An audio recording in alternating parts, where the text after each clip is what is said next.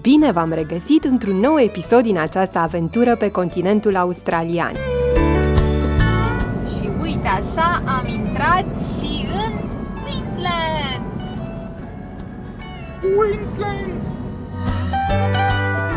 Ne îndreptăm spre nord cu zile lungi de condus pentru că vrem să ajungem la pădurile tropicale ale coastei de est înainte de expirarea vizei. Realizăm și un lucru. Viza expiră a doua oară, iar călătoria noastră în Australia se apropie de final. Zici că ești la munte, doar că în loc de brazi avem eucalipt și acacia. Avem și vaci, însă aici sunt hibrizi dintr-o rasă indiană. Și din când în când apar și mușroaiele de furnici. Ups! Și plouă! Ne era dor de ploaie. S-a răcorit de la 36 de grade, am ajuns la 24 de grade. Paradis! Am dormit la noapte. Ne întorci.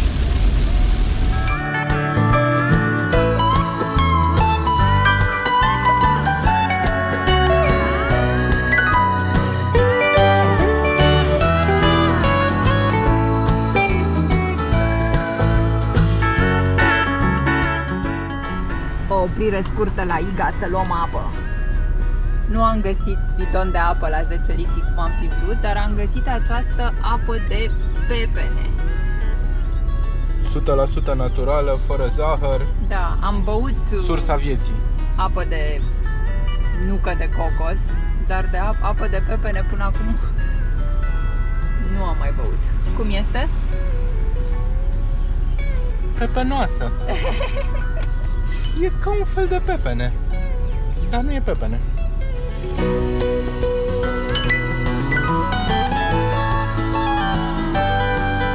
Chiar are gust de pepene. Un pic cam dulce totuși. Da, nu știu cum au reușit să nu-i pună zahăr. Da. Poate au pus altceva. Poate un pepene foarte dulce. Da. Dar e foarte bună. Mă aștept să fie dulce pepenele la soarele ăsta.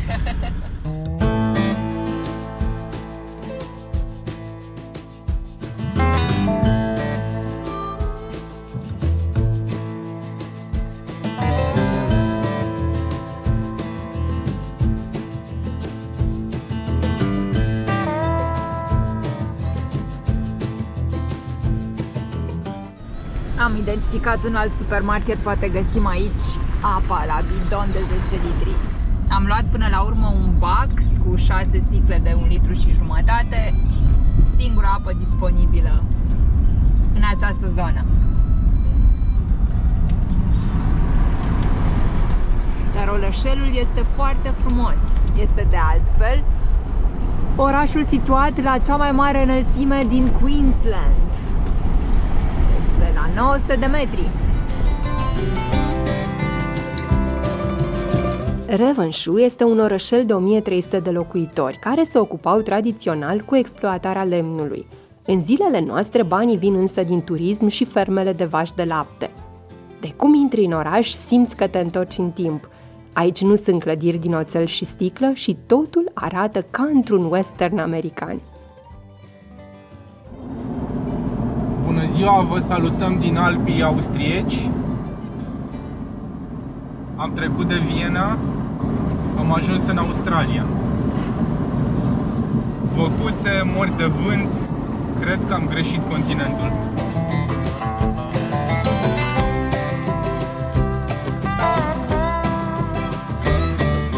Dacă n-aș vedea solul roșu, aș putea crede că suntem în Austria.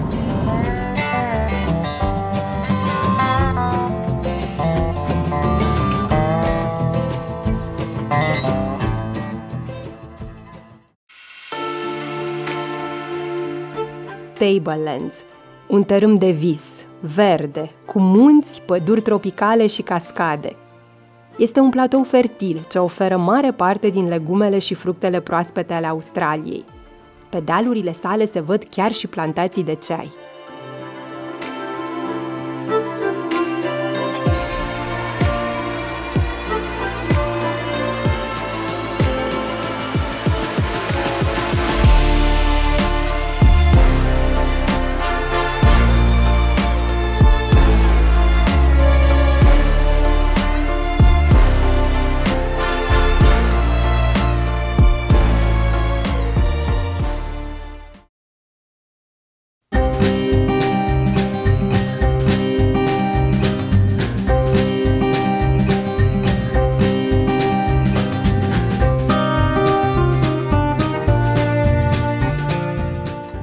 Poate și vedem.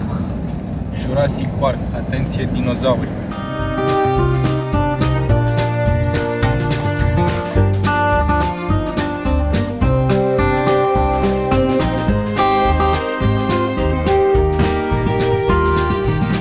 Australia rurală, pod din lemn. Așa ceva am văzut și în Islanda și în Japonia.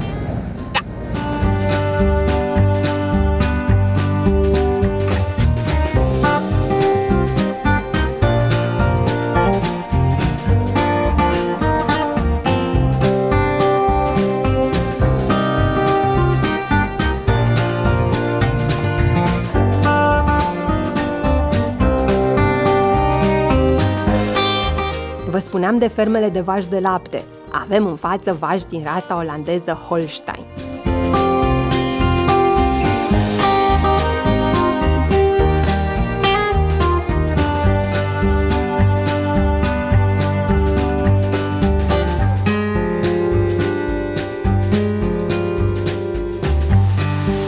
Cascada Mila Mila. Se pare că este cea mai fotografiată din Australia. Regiunea Tablelands ne uimește cu vegetația luxuriantă și abundența apei, râuri curate, cascade și lacuri formate în vechi cratere vulcanice.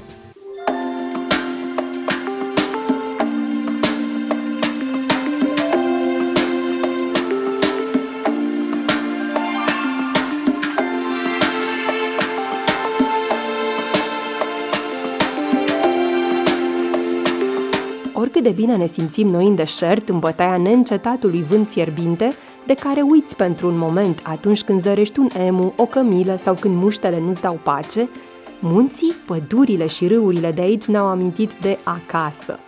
Aerul proaspăt, sunetul apei, verdele crud, atât de familiare nouă europenilor, ne creează un confort aparte.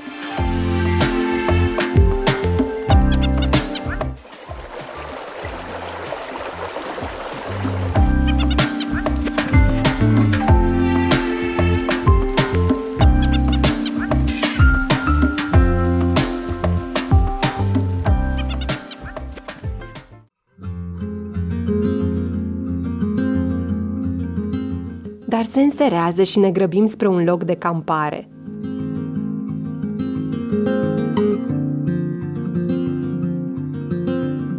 Avem parte de un apus superb.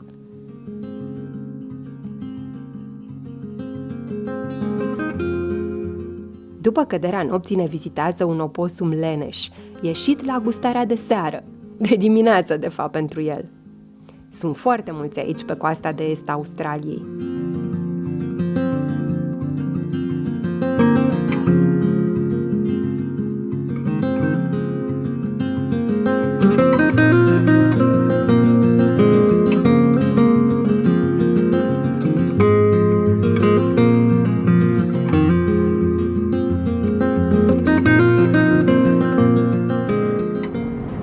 Bananieri cât vezi cu ochii.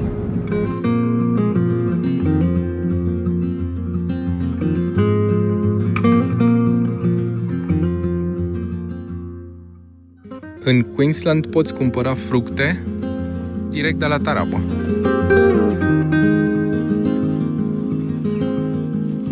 Prețurile sunt afișate, totul e proaspăt și ieftin. Și nu e frumos să negociezi tu cu cutia.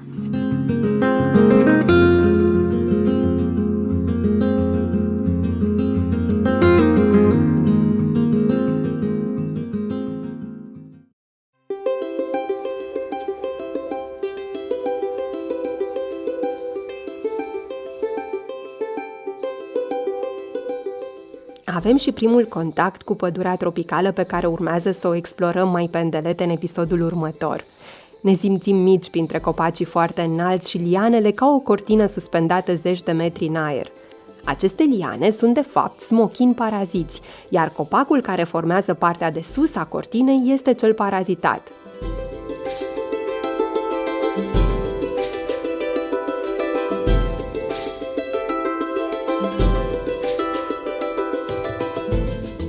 Suntem în fața smochinului cortină, The Curtain Fig Tree, o atracție turistică a zonei, fiind unul dintre cei mai mari copaci ai Queenslandului tropical.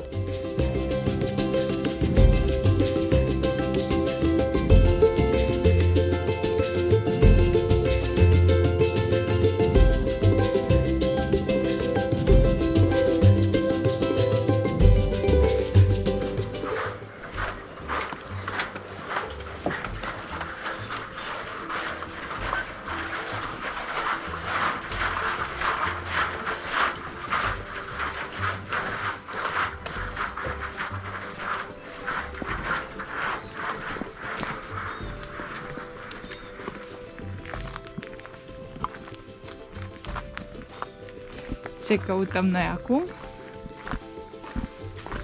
Platypus. Căutăm platypus. Platypus, adică ornitorincul, pe care însă nu am reușit să-l zărim în întreaga Australie. Găsim însă wallaby de stâncă,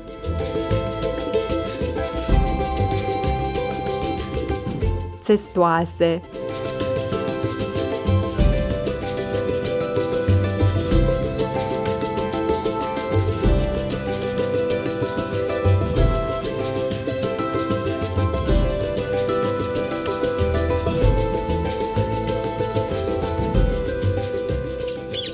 și un fioros purcel domestic.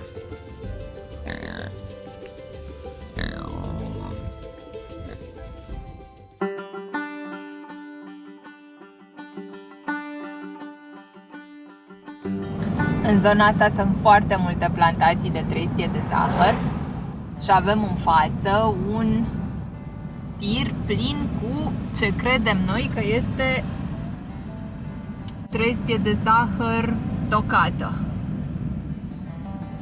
Și miroase parcă ceva vegetal ușor fermentat așa. Dulceag. Dulceag, da. Și cred că asta intră în presă pentru a obține siropul de zahăr. Și acum avem bandă de depășire.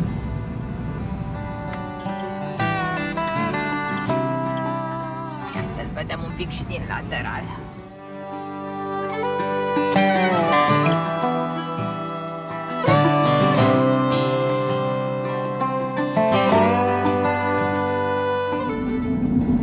Pentru că suntem în zona tropicală, se pare că vom avea parte de ploaie și în această după-amiază.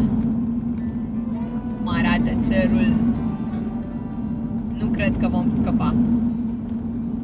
Chiar nici nu cred că vrem să scăpăm, că se mai răcorește un pic atmosfera.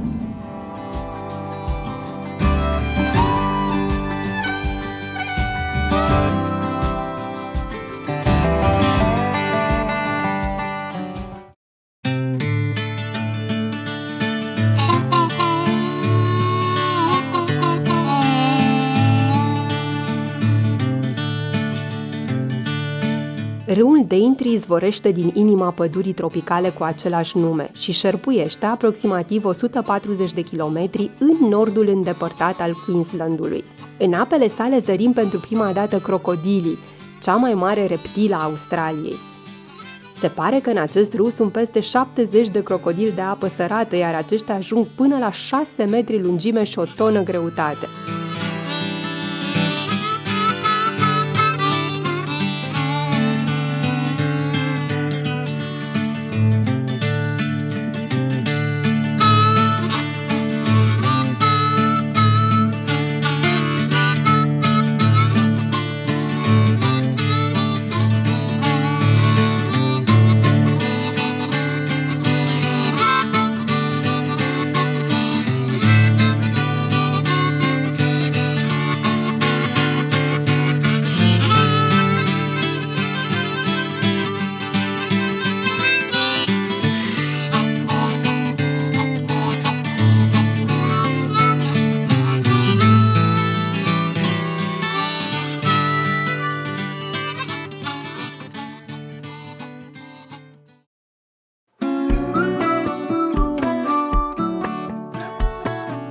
Așteptăm la ferry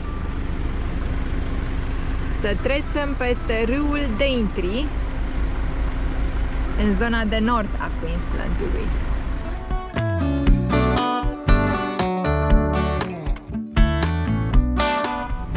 Vezi cum e acționat ferry? E tras pe sfoară. Mă rog, la propriu, nu la figurat. Ce tare! Foarte multe chestii sunt ciudate aici.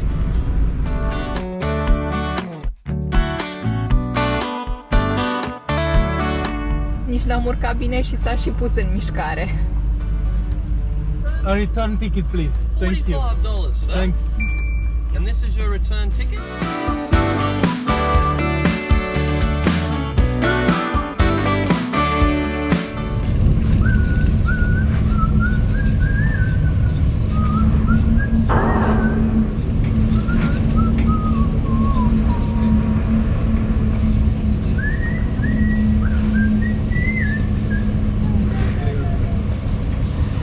I feel better now.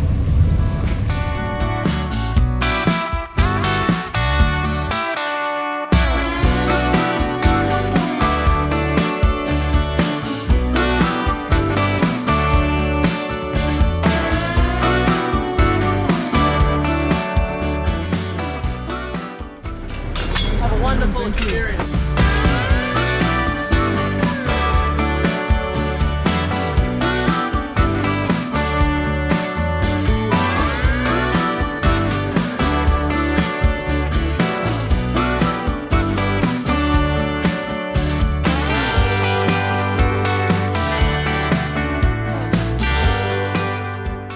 Și iată-ne în sfârșit în cea mai veche pădure tropicală din lume, parte din pădurile supercontinentului Gondwana.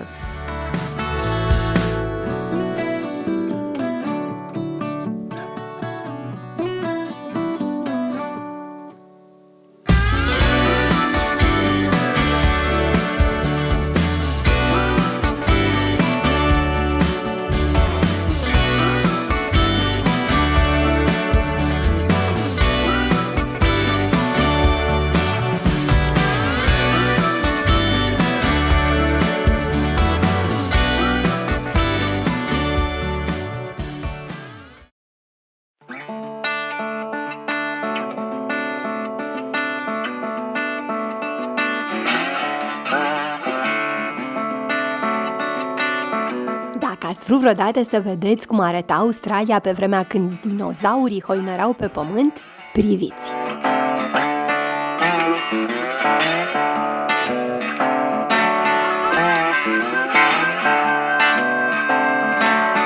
Cred că trebuie să o pui jos să-i dai.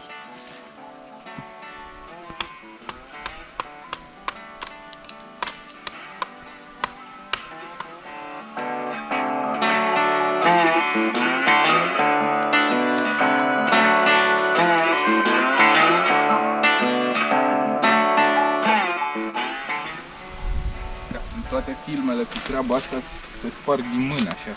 Poate îmi tai degetul.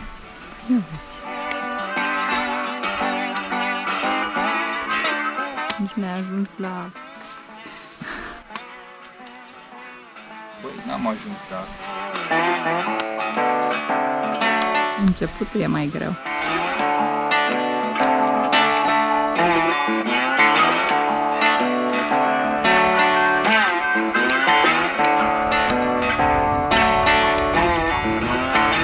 A few moments later... Opa!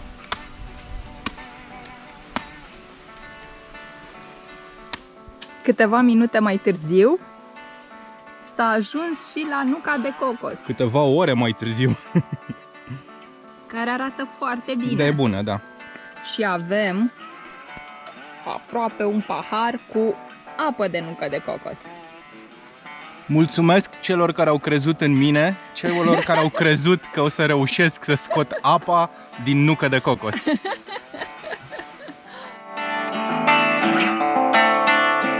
Eu număr printre aceia, dar acum beneficiez de rezultate. Pentru plăcerea camerei, te numeri și tu.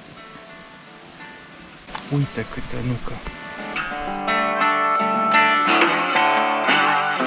Și din pădurea tropicală, lumina ne anunță că ieșim la plajă.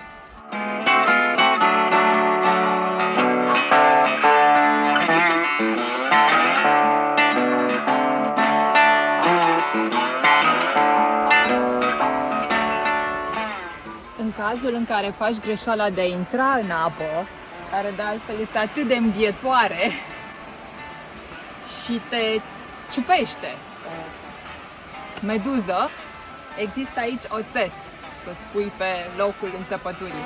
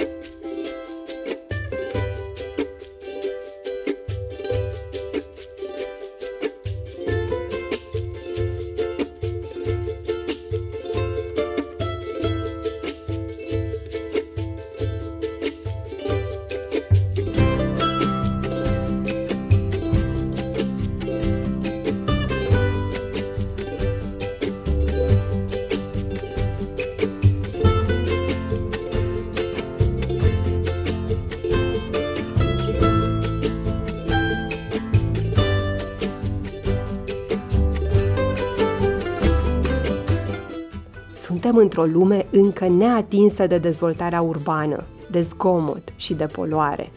Suntem într-un loc spectaculos, în care pădurea Daintree se ciocnește de marea barieră de corali.